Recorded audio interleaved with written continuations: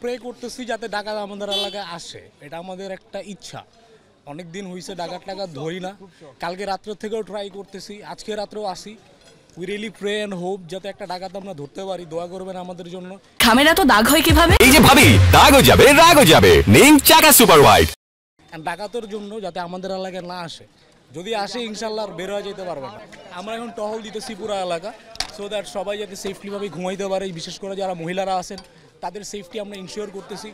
আমরা বাইরে আসি যাতে করে তারা বেডরুমে ঠিক মতন শুইতে পারে, ঘুমাইতে পারে, তাদের যাতে সেফটিটা আমরা মেক শিওর করতেছি, তারা যাতে সেফ থাকে। এলাকাকে ডাকাত মুক্ত করার জন্য থর থেকে নিয়ে আসছি এটাকে, এলাকার মানুষকে বিপদ মুক্ত করার জন্য। এটার কাজ হচ্ছে আমরা যদি ডাকাত পাই তাকে হচ্ছে সেলফ ডিফেন্সের জন্য যতটুকু ইউজ করা লাগে ততটুকুই করতেছি আমরা। আমার ছেলেও ডাকাত ধরতে বের হয়ে গেছে, ঠিক আছে, কিন্তু আমরা ডাকাত পাচ্ছি না।